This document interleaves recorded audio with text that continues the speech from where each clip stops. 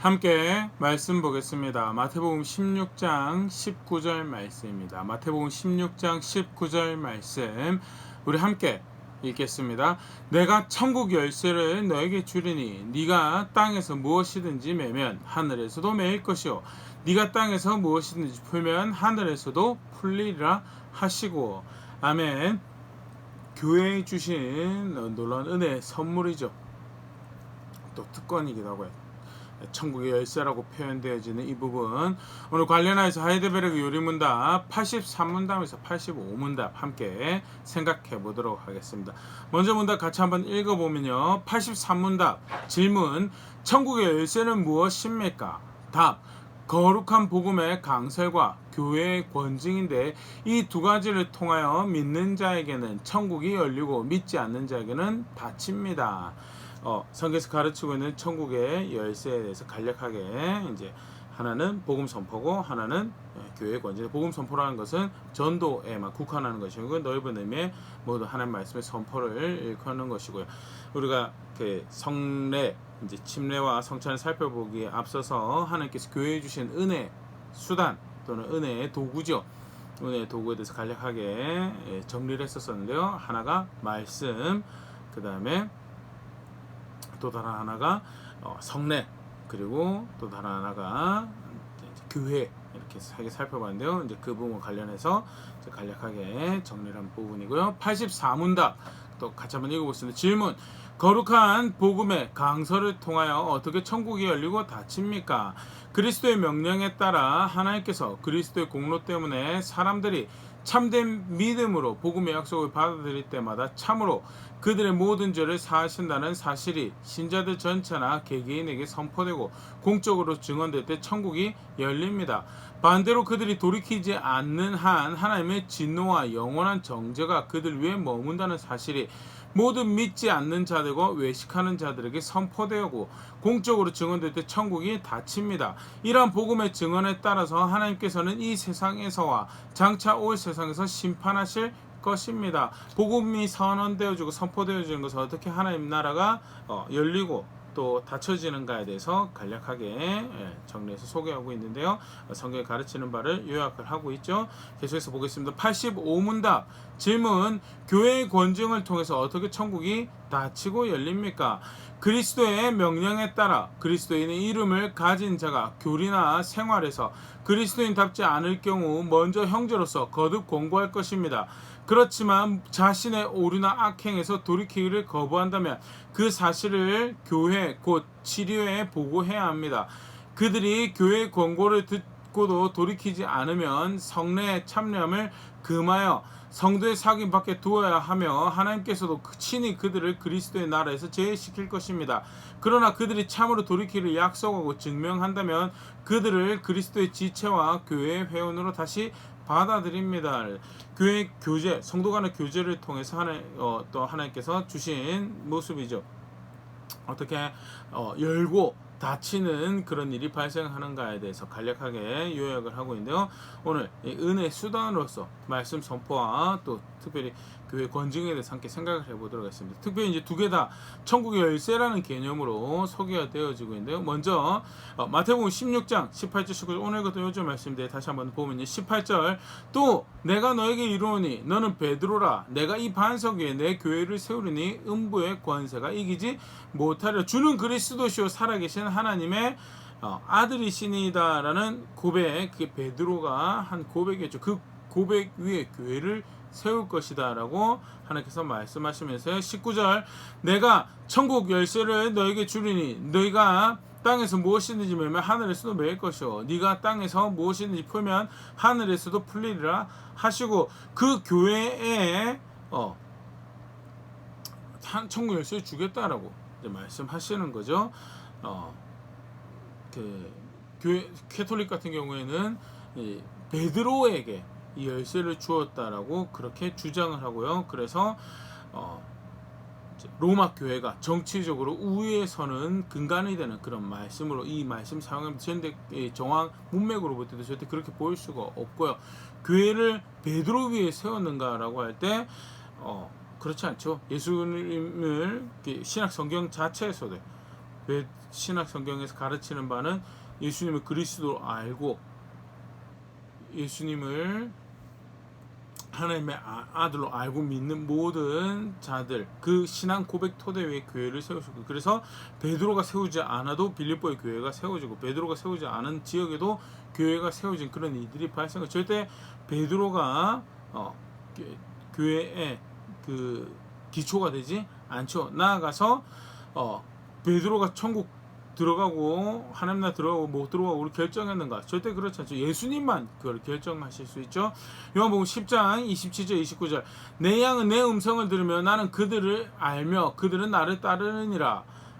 28절 내가 그들에게 영생을 주는, 예수님께서 교회에 영생을 주십니다. 영원히 멸망하지 아니할 것이요 또 그들을 내 손에서 빼앗을 자가 없느냐. 29절 그들을 주신 내 아버지는 만물보다 크심에 아무도 아버지 손에서 빼앗을 수 없느니라. 하나님께서 구원할 자를 작정하시고 결정하시고 예수 그리스도의 손에 주시는 거. 예수 그리스도께서 그들에게 영생을 주신 거. 영생을 주는 것, 하나님 나라 들어가는 것 누가 결정하시냐? 하나님께서 결정하시고 예수님께서 결정하시는 일이다라는 것. 절대 교회가 천국 열쇠를 받았다라는 것을 그렇게 해석해서는 안 될 것이고요. 실제로 안타깝지만 로마는 교황이 베드로의 그 목회적 그 지위를 이어받고 있는 로마 교회의 교황이 그 천국 열쇠 가지고, 그래서 교황의 축복에 의해서, 그 로마 교회 축복에 의해서 천국을 들어가니 많으니라고 이제 그걸 해석을 하는데 절대 그렇지 않다라는 것. 신약 성경은 예수님이, 하나님이 천국 들어갈 사람 결정하고 하나님 나라 들어가지 못할 사람 결정하는 심판의 권한은 예수님께 있고 하나님께 있다라는 것. 그러면 오늘 본문에서 천국 열쇠를 교회에게 주셨다는 것은 무엇을 의미합니까? 하이델베르그 요리문답에 잘 정리했는데요. 복음 선포와 관련된 것으로 이제 볼 수 있죠. 하나님 나라 문이 열려진 대표적인 사건을 보면요, 오순절 복음 선포될 때 하나님 나라 문이 열렸습니다. 사도행전 2장 40절 42절 또 여러 말로 확증하여 권하여 이르되 너희가 이 패역한 세대에서 구원을 받으라 하니, 베드로가 오순절날 성령 강림하신 사건 이후에, 이 성령 부어진 사건 이후에 이제 복음을 전하죠. 복음을 전할 때 이제 여러 말로 이제 확증을 했다라고 묘사가 되면서 예수 믿고 구원받으라라는 말씀이 복음 선언되어지고, 41절 그 말을 받은 사람들은 침례를 받음에 이날에 신도의 수가 3,000이나 더하더라. 3,000명에는 그날 하나님 나라의 문이 열려졌던 날이었다라는 거예요. 42절 그들이 사도의 가르침을 받아 서로 교제하고 떡을 떼며 오로지 기도하기를 힘쓰니라. 교회가 세워지는 일이 발생하고 하나님 나라 문이 열리고 3,000명의 사람이 하나님 나라를 가게 영생을 얻는 일이 발생을 했다라는 것. 언제? 복음이 선언되어질 때. 결국 그래서 교회에 천국 열쇠를 주었다라는 것은 예수 그리스도의 복음, 하나님 나라의 복음을 교회에 주셨다는 것, 그것을 의미하는 것으로 이해하는 것이 타당하죠. 오순절날만 그런 일이 벌어졌는가? 사도행전 10장 44절 45절 베드로가 이 말을 할 때 성령이 말씀을 듣는 모든 사람에게 내려오시니, 베드로가 함께 온 할례 받은 신자들이 이방인들에게도 성령이 부어주심으로 말미암아 논란이. 고넬료 집에 가서 베드로가 복음을 전할 때 그들이 예수님을 믿었고요, 하나님 성령이 그들 가운데 임했고, 쉽게 말해서 그날 고넬료 집에 하나님 나라의 문이 열렸죠. 그리고 고넬료 가정이 받아들여지고요, 그 아들의 나라로 옮겨지는 그런 일들이 벌어지고요, 복음이 선언되어지는 그 자리에 하나님 나라의 문이 열리는 그런 일이 벌어졌다라는.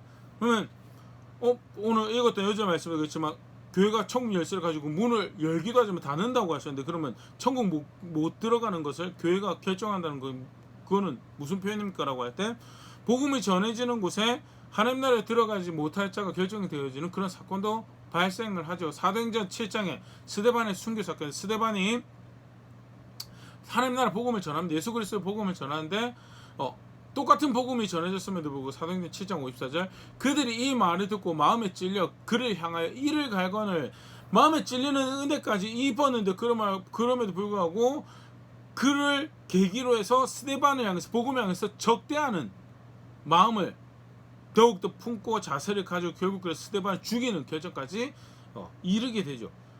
똑같은 복음이 전해졌는데 그 복음이 전해지는 곳에 마치 그것이 열쇠가 돼 받아들여지는 자들에게는 그것이 하나님 나라의 문이 열려지는 사건이 된다면, 똑같은 복음이 전해졌는데 받아들여지지 않는 자들에게는 그것이 하나님 나라의 문이 닫혀지는 그런 일이 발생을 하고요.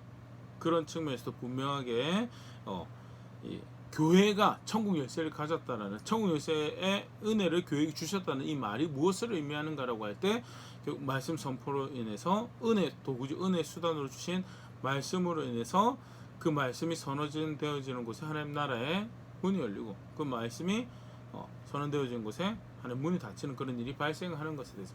근데 흥미롭게도요, 예수님께서 하나님 나라의 복음을 전하시면서 이런 말씀을 하셨었거든요. 요한복음 3장 18절, 그를 믿는 자는 심판을 받지 아니하는 것이요 믿지 아니하는 자는 하나님의 독생자의 이름을 믿지 아니함으로 벌써 심판을 받은 것이라. 복음이 선언되어지는 곳에 어떤 일이 발생을 하는가? 믿는 자는 심판을 면하게 되는, 믿는 자는 하나님 나라로 옮겨지는 그런 영생을 얻게 되는 그런 일이 발생을 한다는, 천국 문이 열리는 거죠. 복음이 선언되어지는 게. 반대로 근데 복음이 선언되어지는 곳에 또 동일한 은혜가 펼쳐지지만 받아들이지 않는 자들, 믿지 않는 자들이 있고, 그들은 그날 심판받은 것이다. 악을 더 사랑하고 있음을, 하나님보다도, 하나님 아들보다도 어둠을 더 사랑하고 악을 더 사랑하고 있는 것을 스스로가 증명해내고 고백해내는 것을 이미 심판의 자리에 이르렀다라고 이야기되어지는 것이 그 모습이고요. 분명하게 우리가 성경 안에서 볼 수 있죠. 교회에 주셨다라고 하는 천국 열쇠는 다름 아닌 하나님 말씀 선언 선포이고요. 하나님 말씀이 선언되어지는 곳에 주어진 놀라운 은혜, 하나님 나라가 열리게 되는 거예요. 예수님 단순히 예수님 영접하고 영접하지 않고의 그 사건 이후에도 하나님 백성으로 살아간다라고 했던 하나님 말씀이 선언되어지는 곳에는 회개하는 일들이 발생을 하고요. 돌이킬 일들이 분명히 하나님 말씀하는 말씀대로 전해진다면 분명 기준이 보여지는 것이고, 돌이키는 일들이 발생을 하는 것이고, 또 믿고 붙잡고 확신해야 될 일들이 발생을 하기 때문에 그렇게 받아들인 자들에게는 하나님 나라가 열리는 것이고, 예수 믿는다고 하지만 실제로 하나님 말씀이 들어질 때 말씀을 받아들일 것을 여기지 않는 자는 실제로 예수 믿었는가에 대해서 그 점검해 봐야 되고, 말씀이 선언되어짐에도 불구하고 강팍하고 완고한 마음으로 그걸 받아들이지 않고 오히려 그 말씀에 대해서 귀를 닫아버리고 더 이상 그 말씀 보기를 거절하고 예수 믿는다고 하지만 그것을 어떻게 따라 살아라고 하는 그런 말도 안 되는 변명으로 그 말씀 기준됨을 부인하는, 결국 사실은 심판받을 자리에 있는 것을 스스로 증명해내는 그런 일들이 발생하고 하나님 문이 닫히는, 그래서 말씀이 선포되어지는 것이 그런 놀라운 은혜의 자리이며 더불어서 그것이 은혜의 도구로 주어졌다는 사실 우리 분명히 다시 보일 수 있고요. 두 번째로 우리 성례에 대해서 살펴봤고, 앞서 이제 세 번째 모습, 또 다른 이제 교회에 주신 메고 연다라는 그런 표현이 등장하는 게, 그게 이제 대표적인 게 마태복음 18장 말씀이죠. 마태복음 18장 18절 말씀, 진실로 너에게 이르노니 무엇이든지 너희가 땅에서 매면 하늘에서도 매일 것이고 무엇이든지 땅에서 풀면 하늘에서도 풀리리라. 그래서 교회에게 매고 푸는, 묶고 푸는 은혜를 주셨다라는 것. 실제로 이제 이 마태복음 18장 18절 같은 경우는 기도랑 연관지어서 많이 이렇게 생각을 하는데요. 사실 문맥에서 볼 때 이건 기도를 의미하는 게 절대 아니다는, 주석학자들도 기도에 대해서 많은 가르침을 주지만 사실 이 본문은 여기서 매고 푸는 것은 기도와 관련된 것이 아니다라고 이렇게 가르치는데요. 그러면 여기서 매고 푸는 것은 무엇을 의미하는가라고 할 때 15절부터 보면 분명히 이제 보입니다. 15절, 너희 형제가 죄를 범하거든 가서 너와 그 사람과만 상대하여 권고하라. 만일 들으면 네가 너희 형제를 얻은 것이오. 교회 안에 성도 간의 교제가 있고 함께 이렇게 그리스도 안에 자라갑니다. 그런데 그 가운데 그리스도 안에서 형제 자매된 자가 하는 말씀에 따르지 않고 예수 그리스도의 가르침에 따르지 않고 다른 가르침 또는 다른 행복, 다른 만족을 쫓아서 예수님 말씀을 저버리는 그런 모습을, 죄를 짓는 것을 보게 됐어요. 알게 됐어요. 그럴 때 가서 그 말씀을 적용하는 일을 권면을 하고 그것을 받아들이면 그게 교제 가운데 발생하는 견책이고 훈계죠. 이야기, 죄를 분명히 직시할 수 있도록 당신 잘못하고 있습니다 라고 가르쳐주는, 그때 형제를 얻는 것이다. 그때 그 상황에서 그 죄를 지은 사람은 하나님 나라 회개해서 받아들이게 되면 하나님 나라가 열리게 되는 거죠. 그런데 계속 보면 16절 만일 듣지 않거든 한두 사람이 데리고 가서 두세 증인의 입으로 말마다 확증하게 하라.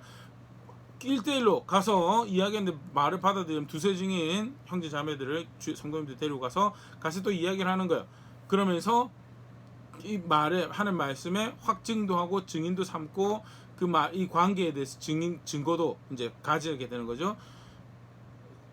받아들이면 하나님 나라 그날 열리고 예수 그리스도한테 형제 자매로 남게 되는 거예요. 그가. 근데 17절 만일 그들의 말도 듣지 않거든 교회의 말하고 교회의 말도 듣지 않거든 이방인과 세리같이 여기라.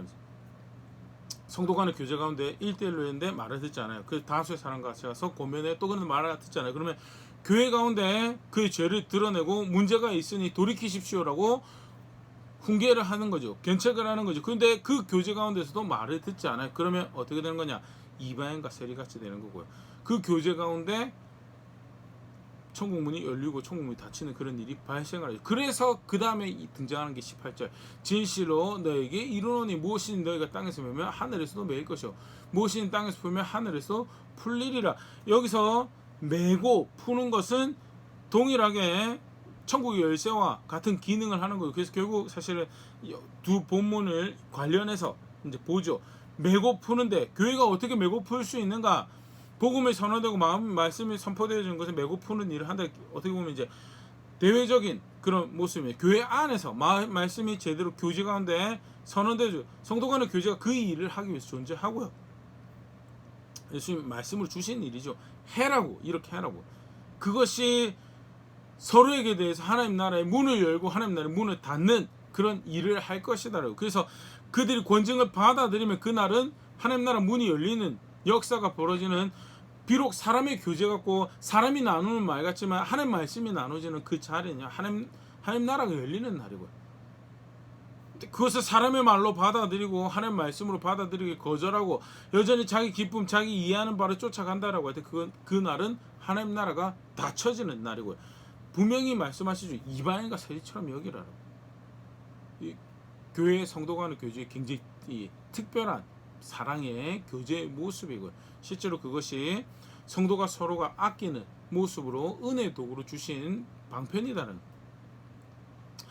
계속해서 보면 이 말씀 여기서 끝나지 않죠. 19절 진실로 다시 너희에게 이르노니 너희 중에 두 사람이 땅에서 합심하여 무엇이든지 구하면 하늘에 계신 내 아버지께서 그들을 위하여 이루게 하시리라면서. 사실 이 본문을 기도로 생각을 많이 합니다. 근데 이 본문은 절대 기도와 관련된 말씀이 아니고 앞뒤 문맥에서 봤을 때 두 사람이 땅에서 합심하여 무엇이든지 구한다라는 말은 결국 성도의 교제 가운데 애정어린 견책과 훈계죠.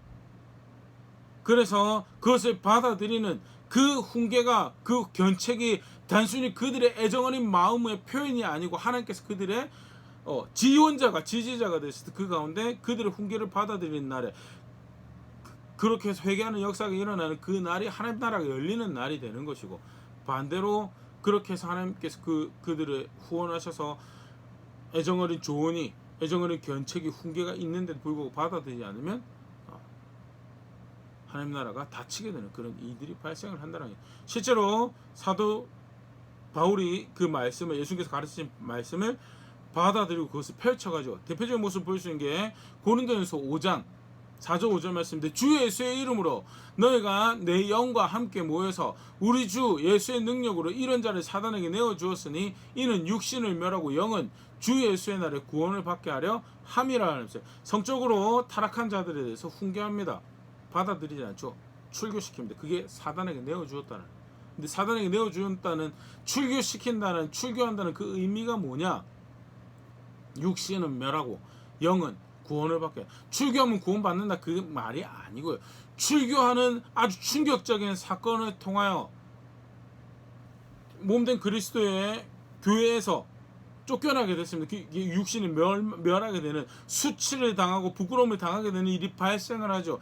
그런데 그걸 통하여 회개할 수 있는 기회를 얻게 되는 거고요. 실제로 그것이 연중가 돼서 회개를 하게 된다면, 돌이키게 된다면 하나님 나라가 다시 열리게 되는 그런 일을 마주하게 된 거고, 오히려 교회가 그 책임을 회피하고 부인하게 된다면 열고 닫는 그 은혜의 도구를, 은혜의 기회를, 사용할 기회를 버려버리게 되는 거죠.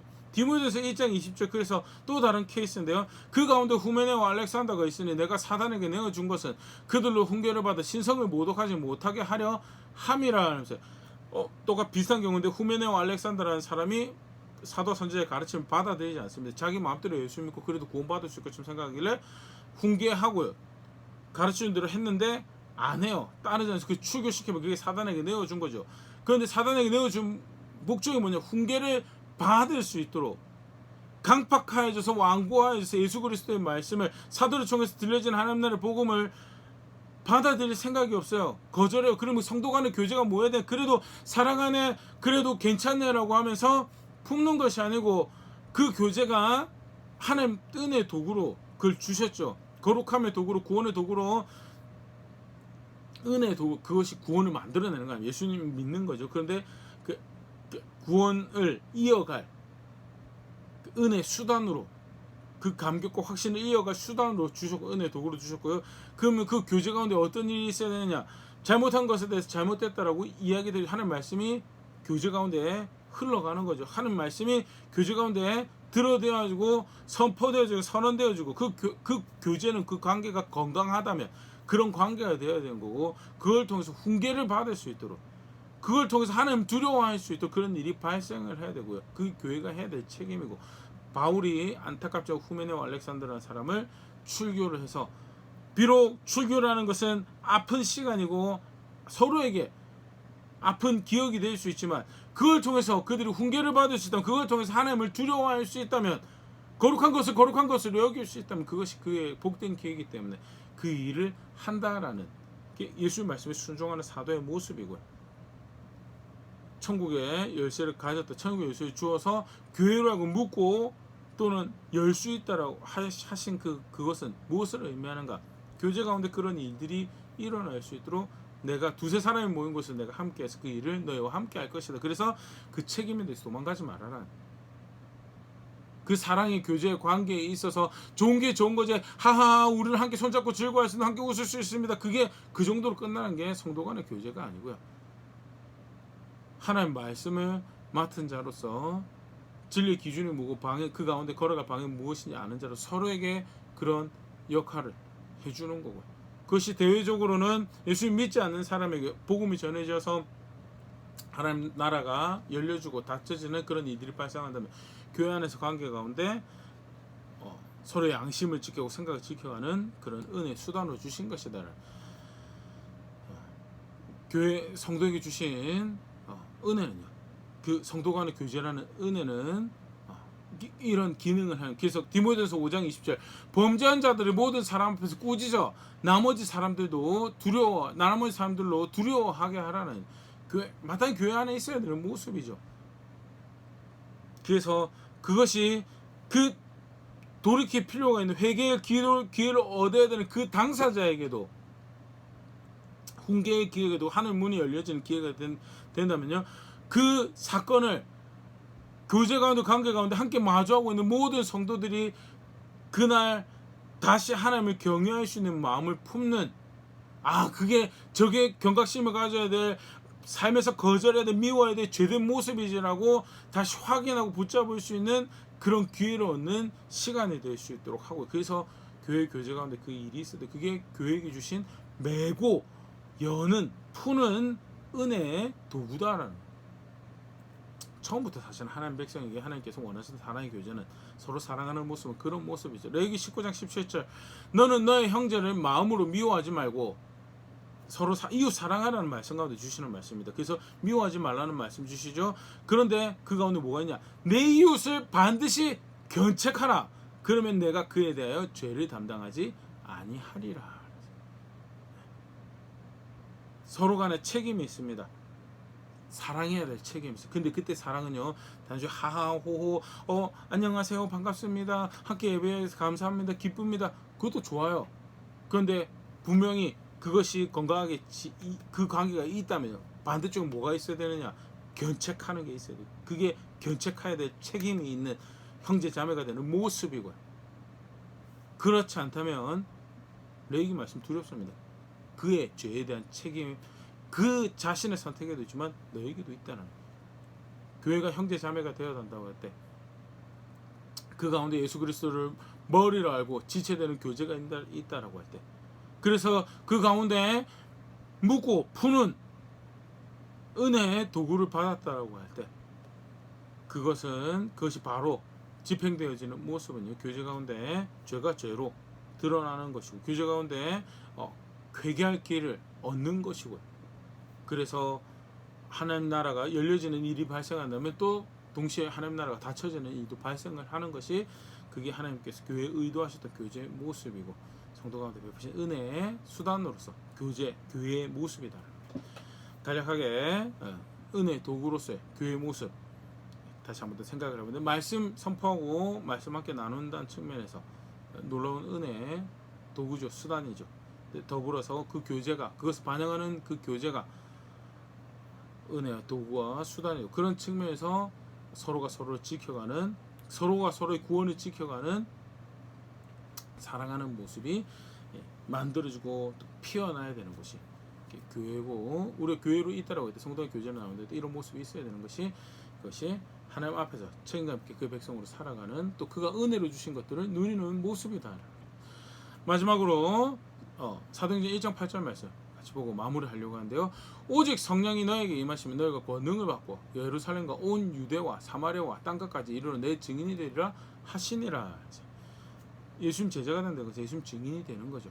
그것은 예루살렘과 온 유대 사마리아 땅끝까지 이르러 증인이 되는 것도 증인이 되는 거지만요, 교제 가운데 예수님 증인이 되는 것이, 그것이 하나님께서 계획하시고 예수님께서 우리에게 은혜로 주신 은혜 도구 수단인 것이고, 성령께서 그들 가운데 임하셔서 예수 그리스도의 사람으로 빚어지고 자라간다라고 할 때 반드시 그런 흔적들이 있어야 된다.